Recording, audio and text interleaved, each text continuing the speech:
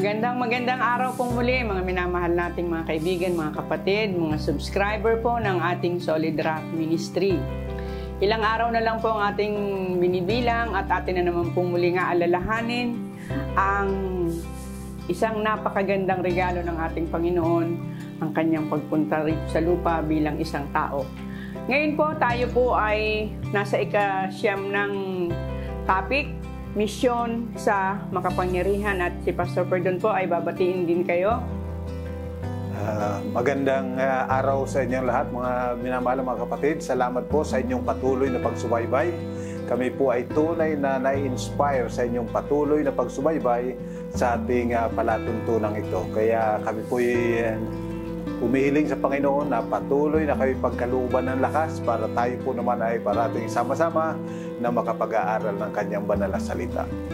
Kagaya po ng nabanggit ko, tayo po nasa ika-siyam ng topic ngayon, misyon sa makapangyarihan. Subalit bago po yun, atin po muna muling babatiin ang mga pangalang ito. Si Roberto Boral, Lorena Puma, Barbara Gusom, Bobby Arana, Lloyda Filipina ng Europe, si Mercy Buhia po ng AUP, Elimonada Hintay, Mercedes Soria, Edward Nukum, Menard Bihino, Imelda Valencia, June Imperial, Randy Durana, Maestro Dos, Marilyn Yago, Analisa Inecleto, Arsenia Molit, Lexis Lorelia, Maria Bacan, Juvine Calumba, Lorena Puma, Ram Valdez, Marilu Priego, and Lito Lora ng Matnog. Si Evangeline Luna po ng Milan din po siya, si Marilyn Ligaspi ng Central Bataan, Emily Villanueva, Naomi Briones, Gatsi Torena, Jolie B, Annalyn Visto, Marlene Adventure, Jasmine Lansangan, Norberto Marin, Nisitas de la Roca ng Mabacong, Batangas, si Artemio Ebreo ng Rosario, Batangas naman, Jose Marquillo ng Luzon, SDA, Quezon City, si Nena Capiral po ng Alawi House sa Daet, and Junel Raimundo. Kami po ay natutuwang batiin kayo at malaman na kayo po ay patuloy nating napagkakalooban ng kaalamang ito sa ating pong discussion sa ating Solid Rock Ministry. Kagaya po ng binanggit ko, tayo po nasa ika-siyam ng topic natin, misyon sa makapangyarihan. At kagaya rin po ng ating palagiang ginagawa, inaanyayahan po muna natin ang pakikisama ng ating mahal na Panginoon sa ating discussion sa pamamagitan po ng prayer ni Pastor Levi Perdon. Sige po tayo ay manalangin. Ama po naming banal, salamat pong muli sa iyong dakilang pag-ibig sa bawat isa sa amin, na ngayon muli mo kaming pinasakpit sa araw na ito upang patuloy na makapag-aral ng iyong banal na salita. At mga banal, ang amin pong pag-aaralan ngayon ay napakahalagang pag-aaral sapagkat ito ay patungkol sa paglilingkod sa mga makapangyarihan.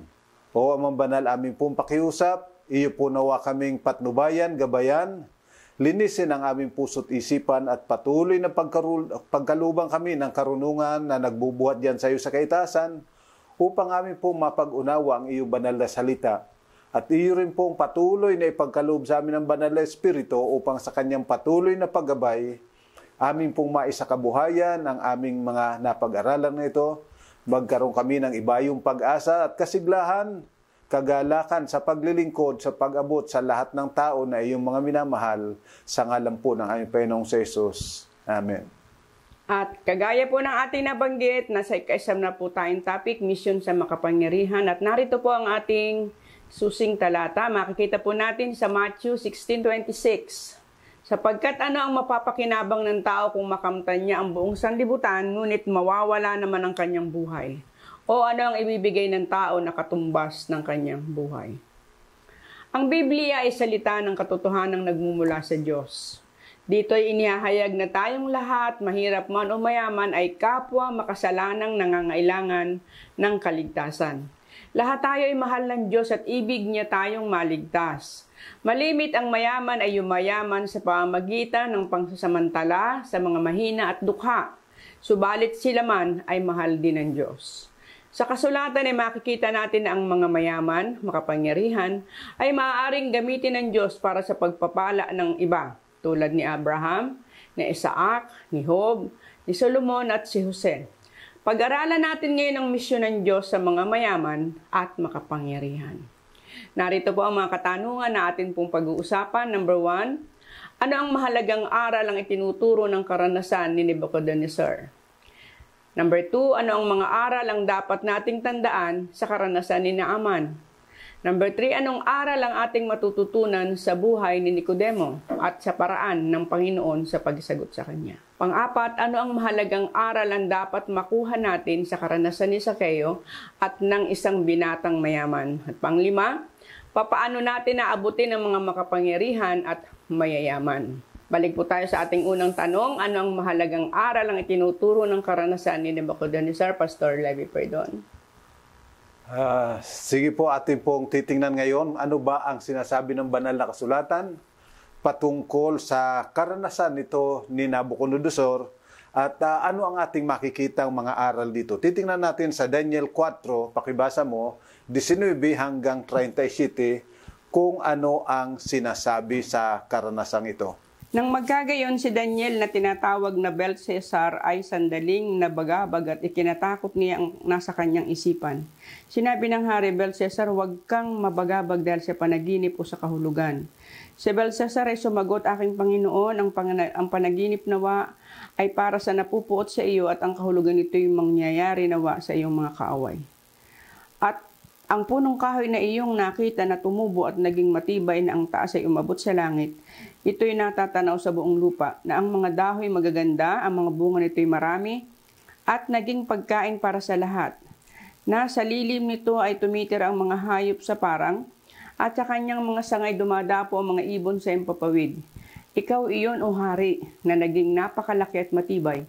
Ang iyong kadakilaan ay lumaki at umabot hanggang sa langit, at ang iyong kapangyarihan ay hanggang sa dulo ng lupa.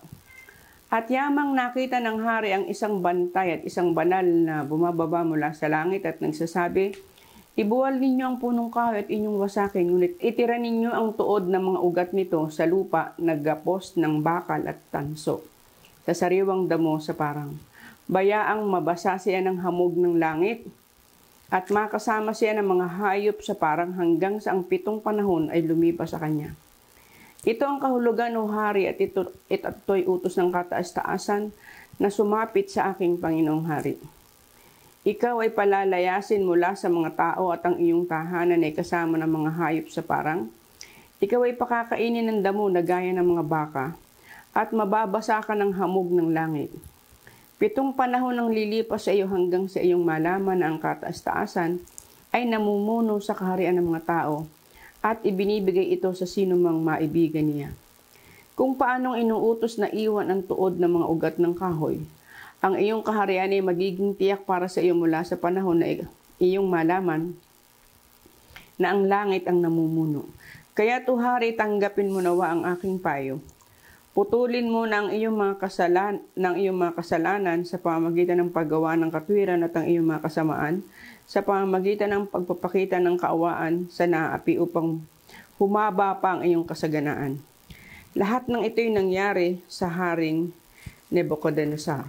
Sa katapusan ng 12 buwan, siya ay lumakad sa bubungan ng palasyong hari ng Babylonia. Nagsalita ang hari at sinabi, hindi ba ito ang dakilang Babylonia na aking itinayo sa pamamagitan ng lakas ng aking kapangyarihan bilang tahanan ng hari at para sa kalulhatian ng aking kadakilaan? Samantalang ang mga salita ay nasa bibig pa ng hari, may isang tinig na nanggaling sa langit, O Haring Nebuchadnezzar, sa iyo'y ipinapahayag ang kaharian ay umalis na sa iyo.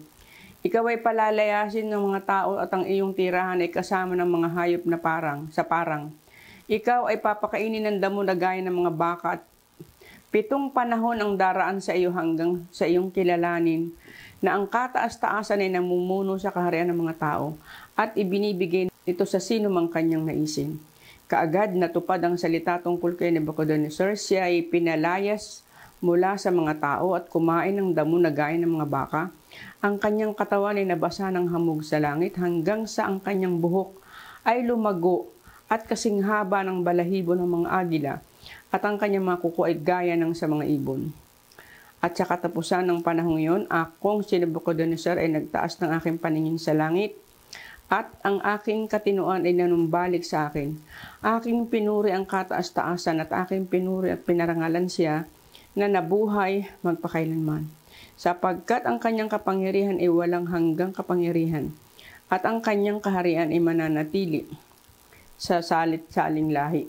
Ang lahat ng naninirahan sa lupa ay ibinibilang na wala, at ang kanyang ginagawa ang ayon sa kanyang kalooban sa hukbo ng langit at sa mga nananahan sa lupa. Walang makakahadlang sa kanyang kamay o makakapagsabi sa kanya, anong ginagawa mo? Sa oras na yon ay nanumbalik sa akin ang aking katinuan, at ang aking kadakilaan at kamahalan na ibinalik sa akin para sa kaluwalhatian ng aking kaharian. Hinahanap ako ng aking mga tagapayo at mga maharlikang tao, at ako'y muling inilagay sa aking kaharian, at higit pang kadakilaan ang napadagdag sa akin. Ngayon, akong si Nabucodonosor ay nagpupuri at nagbubunyi at nagpaparangal sa hari ng langit, sapagkat ang lahat niyang ginawa ay katotohanan, at ang kanyang mga pamamaraan ay makatarungan, at kaya niyang ibaba ang mga lumalakad na may kapalaluan. So, dito po ay napakaraming aral ang makukuha natin mula dito sa karanasang ito ni Nabucodonosor. Subalit, lilimitahan lang po natin sa ilang mga napakahalagang mga aral.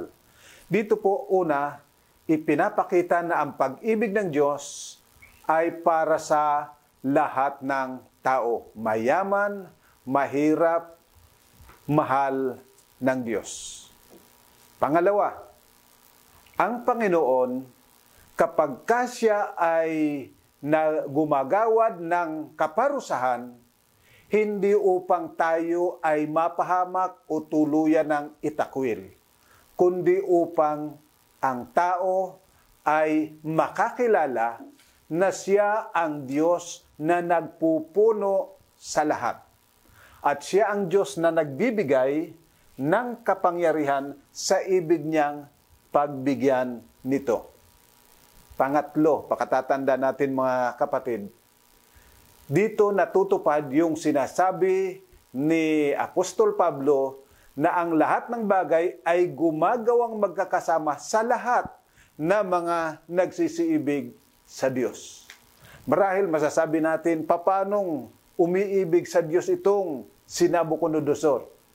Kapag iyong pinagmasdang mabuti at pinag-aralan mong mabuti itong tala ng Daniel sa paumpisa sa Kapitulo 1, makikita mo na si Nabucodonosor ay talagang tapat sa kanyang kinikilalang Diyos. Kasi yun ang kanyang kilala. Kaya yung lahat ng kagamitan, lahat ng kasangkapan sa templo ng Diyos ng Israel, palibhasang kanyang nadaig, iniisip niyang ang nanagumpay ay yung kanyang Diyos.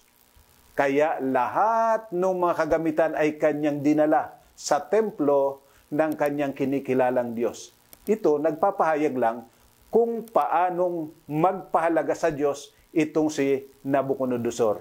Bagamat hindi nga lang niya kilala yung tunay na Diyos.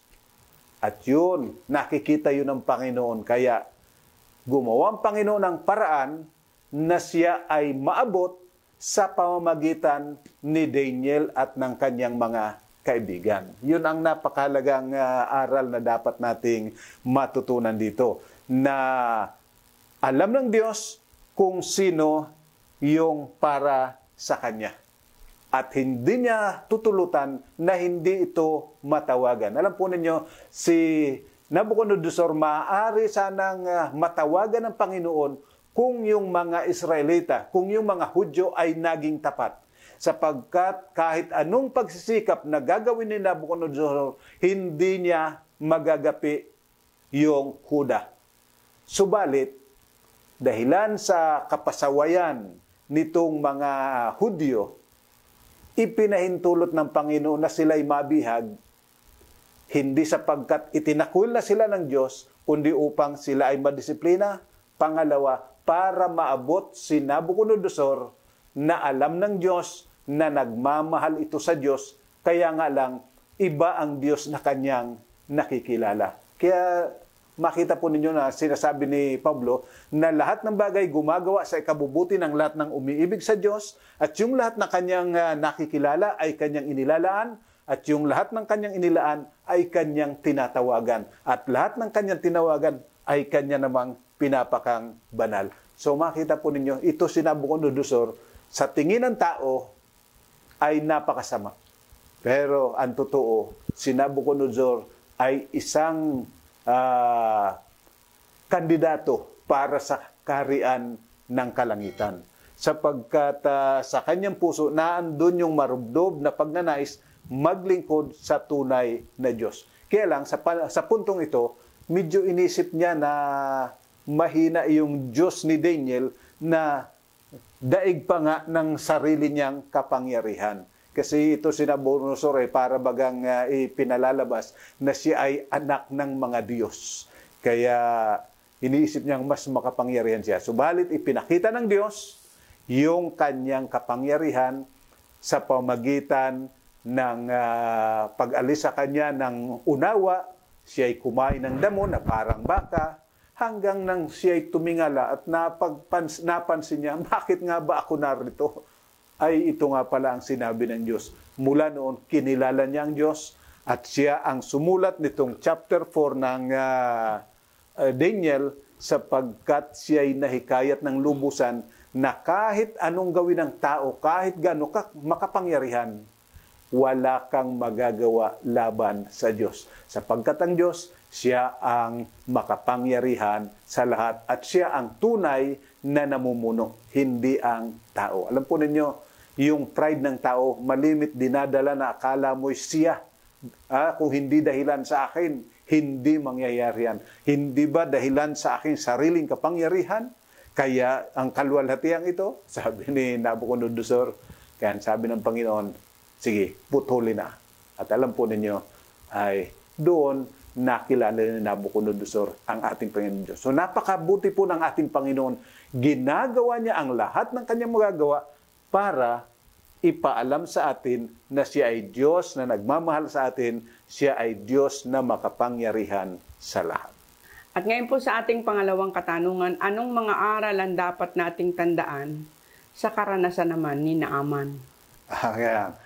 Ito isa muling napakagandang karanasan na dapat nating matutunan. Tingnan natin dyan sa ikalawang hari, 5:1 hanggang 8. Sabi po, si Naaman na punong kawal ng hukbo ng hari ng Syria ay dakilang lalaki sa harapan ng kanyang Panginoon at iginagalang sapagkat ang pamamagitan niya ay nagbigay ang Panginoon ng pagtatagumpay sa Syria. Siya ay isang makapangyarihang lalaki na may kagitingan, subalit siya ay naging kitungin. Ang mga taga-Syria, sa isa sa kanilang pagsalakay ay nagdala ng bihag na dalagita mula sa lupain ng Israel, at siya'y naglingkod sa asawa ni Naaman. Sinabi niya sa kanyang babaeng Panginoon, sana'y naroon ang aking Panginoon na kasama ng propeta na nasa Samaria. Kanyang pagagalingin siya ng kanyang ketong. Kaya't si Naaman ay pumasok at sinabi sa kanyang Panginoon, kung ano ang sinasabi ng dalagitang mula sa lupain ng Israel.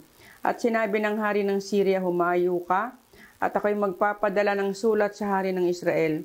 Kaya't siya'y humayo at nagdala ng 10 talentong pilak, 6,000 pirasong ginto at 10 magagarang bihisan. Kanyang dinala ang sulat sa hari ng Israel na nagsasaad, kapag dumating sa iyong sulat na ito, alam mo na aking isinugo sa iyo si Naaman, na aking lingkod upang iyong pagalingin siya mula sa kanyang ketong. Nang mabasa ng hari ng Israel ang sulat, kanyang pinunit ang kanyang suot at nagsabi, ako ba'y Diyos upang pumatay at bumuhay na ang lalaking ito ay nagsugo sa akin upang pagalingin ang taong ito sa kanyang ketong? Tingnan mo lamang at makita mong siya'y naghahanap ng pag-aawayan namin. Ngunit nang mabalitaan ni Eliseo na tao ng Diyos na pinunit ng hari ng Israel ang kanyang suot, siya'y nagsugo sa hari na nagsinasabi, bakit mo hinapak ang iyong damit? Paparituhin mo siya sa akin at ng kanyang malaman na may isang propeta sa Israel. Basahin mo rin yung 14 hanggang 19. Kaya't lumusong siya at 7 ulit na lumubog sa Jordan ayon sa sinabi ng tao ng Diyos. Ang kanyang laman ay nanumbalik na gaya ng laman ng isang munting bata at siya ay naging malinis. Pagkatapos siya at ang buong pulutong niya ay bumalik sa tao ng Diyos, siya ay dumating, tumayo sa harapan niya at kanyang sinabi, "Ngayon nalalaman ko na walang Diyos sa buong daigdig maliban sa Israel, kaya tanggapin mo ang kaloob ng iyong lingkod." Ngunit kanyang sinabi, "Habang buhay ang Panginoon na aking pinaglilingkuran, hindi ako tatanggap ng anuman." At pinilit niya ito't kanyang kunin, ngunit siya'y tumanggi. Sinabi ni Naaman, "Kung hindi, hayaan mong bigyan ng iyong lingkod ng lupang kasindami ng mapapasa ng 2 mola, sapagkat buhat ngayon, ang iyong lingkod ay hindi na maghahandog ng handog na susunugin o alay man sa ibang mga Diyos, kundi sa Panginoon. Sa bagay na ito'y patawarin nawa ng Panginoon ang iyong lingkod. Kapag ang aking Panginoon ay pumasok sa bahay ni Rimon upang sumamba roon at siya'y humilig sa aking kamay, at ako yumukod sa bahay ni Rimon, pagyukod ko sa bahay ni Rimon, patawarin nawa ng Panginoon ang iyong lingkod sa isang bagay na ito." So, diyan, makikita mo, nag-umpisa ito, sabi, yung Syria, ginabayan ng Panginoon.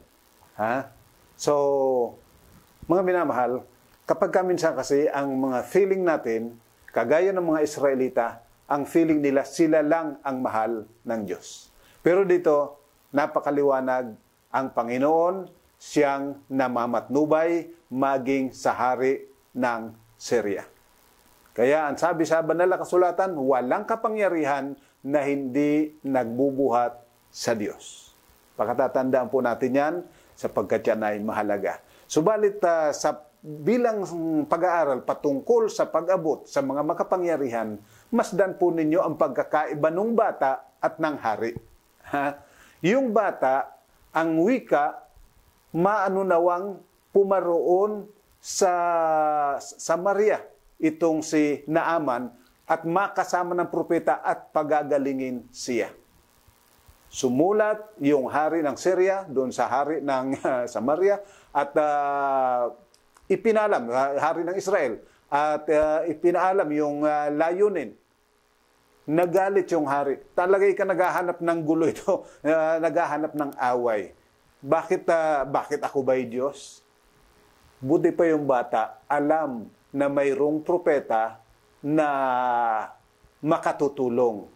Subalit, ito namang hari siya, pero bakit hindi niya alam na mayroong propeta na maaaring tumulong? Kaya ang sabi ni Eliseo, papuntahin mo sa akin upang kanyang malaman na mayroong propeta dito ang Diyos. Ano ba? At alam natin yung kasaysayan kung paano itong si Naaman, ang kanyang naging reaksyon nung siya'y gumaling, magdadala ako ng lupa para doon ako magsasamba sapagkat hindi na ako sasamba kailanman. Alam po ninyo, ito ay mga paniniwala ng mga pagano. Pero ito si Elias hindi nakipagtalo. Sabi, okay, sige, magdala ka. Alam po ninyo, kapag minsan, mayroon tayong mga nakakausap na iba ang kanilang pananampalataya. Kara-karaka ay sinasalangsang natin doon sa kanilang pananampalataya. Hinahanap kagad natin yung ating pagkakaiba sa kanila, yung kanilang maling mga aral ang ating hinahanap at ituturo natin yung tama. Pero ito si Elias ay marunong ng tamang pamamaraan. Hindi naman kinakailangang pagtalunan yung maliit na bagay na yon. Kaya, sige, kanyang ipinahintulot. Kasi ang importante po ay yung ating makuha, yung kanilang damdamin na maging kaibigan natin para madala natin ng dahan-dahan yung katotohanan. Huwag po natin bibiglain. Marami kasi sa atin, nakarakaraka ay yung kanilang iniisip na mga tradisyon nila ay mali yan.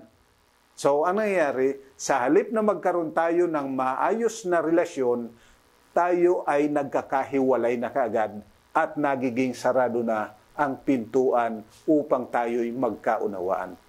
Tatandaan po natin, napakahalaga na bukas muna ang isipan, ang puso ng tao bago natin dadalhin yung mga katotohanan, lalo na yung mga testing truth. Kinakailangan handa silang makinig. Hindi yung tayo pa mismo ang nagsasara ng pintuan. Ano? Sa pamamagitan ng ating ipinapakita na tayo ang tama, kayo'y mali. Maling-mali ang tradisyon ninyo. Hindi po pala ganoon ang marapat. Sa pag-abot sa mga tao, lalo na sa mga makapangyarihan at mga mayaman. Kinakailangan po nating maging maingat. Kasi sila po, sensitibo po yan, na sila ay nasa angat na kalagayan pagkatapos pagsasabihan mo na para bang sila'y walang kaalam-alam, walang kamuang-muang, ay talagang may insulto. Ano po? Kaya kinakailangan tayo magkaroon ng kabaitan na kagaya ng ipinakita ni Elias. At ngayon naman po sa pangatlong katanungan, anong aral ang ating matututunan sa buhay naman ni Nicodemo at sa paraan ng Panginoon sa pagsagot sa kanya? Yan. Sapagkat ang wika po, Christ method alone. So, titingnan po natin paano ang ginawa ng ating Panginoon. Diyan sa Juan 3, talatang 1 hanggang 12 muna. Pagkatapos ay sa Kapitulo 7, talatang 43 hanggang 52. Ano ang sinasabi? May isang lalaking kabilang sa mga Pariseo na ang pangalan ni Nicodemo, isang pinuno ng mga Hudyo. Siya ay pumunta kay Jesus ng gabi na at sinabi sa kanya, Rabbi, nalalaman naming ikaw ay isang guro na mula sa Diyos, sapagkat walang makakagawa ng mga tanda na iyong ginawa, malibang kasama niya ang Diyos. Sumagot sa kanya si Jesus, katotohanan ang sinasabi ko sa iyo, malibang isang tao ipinanganak na muli, ay hindi niya makikita ang kaharian ng Diyos. Sinabi sa kanya ni Nicodemo, papaanong maipapanganak ang isang tao kung siya'y matanda na? Makakapasok pa ba siyang muli sa tiyan ng kanyang ina at ipanganak? Sumagot si Jesus, katotohanan ang sinasabi ko sa iyo, maliban ng isang tao ipanganak ng tubig ng Espiritu, hindi siya makakapasok sa kaharian ng langit. Ang ipinanganak ng laman ay laman nga at ang ipinanganak ng Espiritu ay Espiritu nga. Huwag kang magtaka na aking sinabi sa iyo, kailangan kayong ipanganak na muli. Humihip ang hangin kung saan ito ibig at naririnig mong ugong nito, ngunit hindi mo nalalaman kung saan ito nanggagaling at kung saan tutungo. Ganon ang bawat isang ipinanganganak ng Espiritu. Sumagot si Nicodemo sa kanya, paanong mangyayari ang mga bagay na ito? Sumagot si Jesus sa kanya, ikaw ay isang guro sa Israel at hindi mo naunawaan ang mga bagay na ito? Katotohanang sinasabi ko sa iyo, kami ay nagsasalita tungkol sa nalalaman namin at nagpapatotoo sa nakita namin, subalit hindi ninyo tinanggap ang aming patotoo. Kung sinabi ko sa inyo ang mga bagay na makalupa at hindi nyo pinaniniwalaan, paano nyo paniniwalaan kung sasabihin ko sa inyo ang mga bagay na makalangit?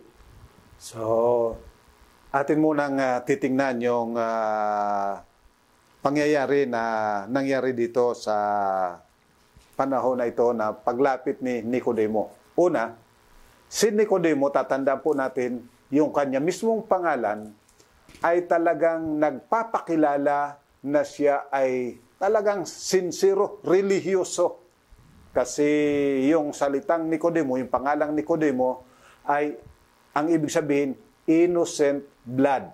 Siya yung tao na talagang mapagsiyasat, very religious, talagang ginagawa niya ang lahat para makamit niya ang buhay na walang hanggan. Subalit, ang problema, maaari kang maging religyoso, but not spiritual. So ito po tatandaan natin, baka tayo'y too religious but not spiritual. Kaya dito, ipinunto ng Panginoon na kinakailangan na siya ay ipanganak sa Espiritu. Ipanganak na muli. Kinakailangang mabago yung kanyang paniniwala na ano pa ang aking gagawin para ako ay magkamit ng buhay. Kinakailangang matutunan ng tao ano ba ang ginagawa ng Panginoon para ako ay maligtas. Para naman ang Panginoon ay patuloy nating masamba, mapuri at mapasalamatan sapagkat siya ang gumagawa para sa ating kaligtasan. At ito ay hindi mo madaling makita subalit iyong madarama. Malalaman mo sapagkat ikaw ay gagabayan ng banal na Espiritu patungo sa lahat ng katotohanan. Tingnan pa natin dyan sa 7:43 hanggang 52. Ano sinasabi? Kaya't nagkaroon ng pagkakahati-hati sa maraming tao dahil sa kanya. Nais ng ilan sa kanila na siya'y hulihin, subalit walang taong sumunggab sa kanya. Bumalik ang mga kawal sa mga punong pari at sa mga Pariseo at sinabi ng mga ito sa kanila, bakit hindi niyo siya dinakip? Sumagot ang mga kawal, kailan may walang taong nagsalita ng gayon. Sinagot sila ng mga Pariseo, kayo ba naman ay naliligaw rin? Nailigaw na rin? Meron ba sa mga pinuno o sa mga Pariseo na sumasampalataya sa kanya? Subalit ang mga taong ito ay hindi nakakaalam ng kautusan ay mga sinumpa. Sinabi sa kanila ni Nicodemo, iyong pumunta kay Jesus noon at isa sa kanila, hinahatulan ba ng ating kautusan ng isang tao? Malibang siya ay atin munang dinggin at alamin kung anong kanyang ginagawa. Sila'y sumagot sa kanya, ikaw ba'y taga Galilea rin? Siya sa atin mo at iyong makikita na sa Galilea ay walang lumitaw na propeta. Yan. Marami sa tao, kagaya ng mga Pariseo, ang ipinagmamagaling yung taas ng kanilang pinag-aralan. Subalit pagkatatandaan po natin na ang kaharian ng Diyos ay espiritual, hindi makasanglibutan. Kaya hindi mo maaring ikumpara sa yung mga karaniwang nakikita natin dito sa sanglibutan. Kinakailangan na makita natin yung mas malalim na implikasyon. At dito makikita mo, ito si Nicodemo ay isa talagang tao na kung tawagin nga ay innocent blood. Sabi niya, sangayon ba sa ating kautusan na humusga tayo nang hindi muna natin pinakikinggan? Pero yung mga Pariseo, ikaw ba'y nalinlang na rin? Tingnan mo, ano pinag-aralan yan? Ikukumpara mo sa ating pinag-aralan. Anong muwang yan? Anong alam yan? Alam po ninyo kapag minsan ganun po ang feeling natin. Para bagang yung iba ay walang kamuwang-muwang kaya ating hinuhusgahan. At sa kadahilan ng yon, tayo po ay nagkakamali at hindi natin nadadala yung tamang aral. Hindi rin natin nakukuha yung tamang aral. Ano po rin nyo? Isa pong halimbawa, kapag ka may pumasok sa ating iglesia na isang offshoot, ang ating kaagad na sinasabi, mali yan. Huwag kayong makinig riyan. Kapag ka karakaraka, sinabi natin, mali ang aral niyan. Tayo, tiyak, hindi na mag-aaral. Hindi tayo makikinig, pagkatapos hindi tayo mag-aaral. So kung ano yung ating alam, hanggang doon na lang yung ating kaalaman. Datapot kung pakinggan natin sila, pagkatapos na sila'y magsalita, ating tingnan sa banal na kasulatan, yung talagang mga background ng kanilang pinagsasabi, matututo tayo ng higit pa. Alam po ninyo, maraming mga bagay hindi natin natututunan kasi kagad sinasabi natin, kagaya ng mga Pariseo, sino ba nang maniniwala riyan? Mali yan. Mga minamahal, maaaring mali nga, pero may matututunan pa rin tayo sa kanilang pagkakamali. Okay po. Sana po naging maliwanag sa buhay ni Nicodemo. Pang-apat po, ano ang mahalagang aral ang dapat makuha natin sa karanasan naman ni Zakeo at ng isang binatang mayaman? Ayan. So, titingnan po natin sa Lucas 19, 1 hanggang 10 ang sinasabi tungkol sa karanasan nitong si Zakeo. Siya'y pumasok at nagdaan sa Jericho at doon may isang lalaki na ang pangalan ay Zakeo. Siya'y isang punong maniningil ng buwis at mayaman. Nagsikap siyang makita kung sino si Jesus, subalit hindi magawa dahil sa karamihan ng mga tao, sapagkat siya'y pandak. Kaya tumakbo siya sa unahan at umakyat sa isang puno ng sikomoro upang makita siya sapagkat siya'y daraan sa daang yun. At nang dumating si Jesus sa lugar na yon, siya'y tumingala at sinabi sa kanya, Zakeo, dali ka at bumaba ka sapagkat kailangan ako'y tumuloy sa bahay mo ngayon. Kaya't siya'y nagmadali at bumaba at natutuwa siyang tinanggap. Nang kanilang makita ito, ay nagbulong-bulungan silang lahat na nagsasabi, siya'y pumasok upang maging panauhin ng isang taong makasalanan, Si Zakeo ay tumindig at sinabi sa Panginoon, Panginoon, ang kalahati ng aking mga pag-aari ibibigay ko sa mga dukha at kung sa pamamagitan ng pandaraya ay may kinuha ako sa kaninumang tao, babayaran ko sila ng 4 na ulit. At sinabi sa kanya ni Jesus, dumating sa bahay na ito ngayon ang kaligtasan sapagkat siya man ay anak din ni Abraham.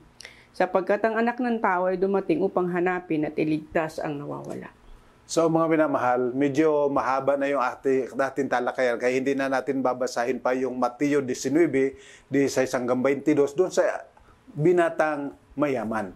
Subalit doon sa kwento ng binatang mayaman, siya ay nalungkot dahilan marami ang kanyang kayamanan. Kaya sabi ng Panginoon, mas mahirap pumasok sa karian yung mayaman kaysa sa kamilyo na dumaan sa butas ng karayom. Kaya sabi ni Pedro, Panginoon, kung magkaganon, sino pa ang maliligtas? Ang sagot ng Panginoon, sa tao, imposible.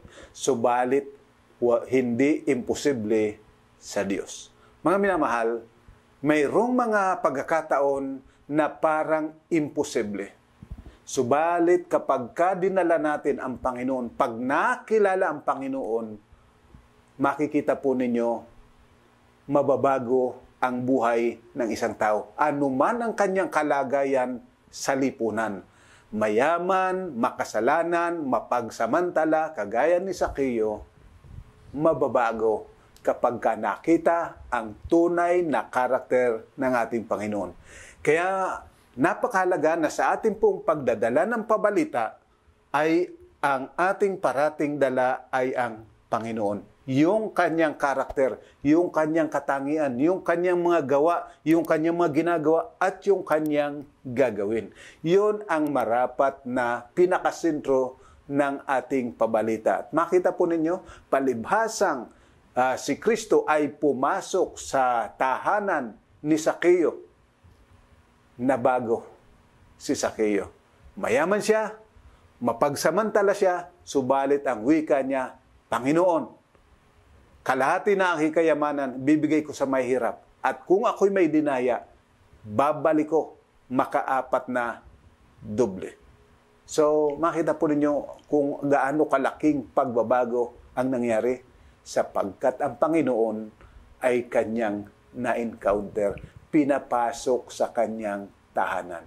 So, napakahalaga na talagang ating pinakasentro ng ating pagdadala ng pabalita, lalo't higit sa mga mayaman, ay yung kabutihan ng Diyos.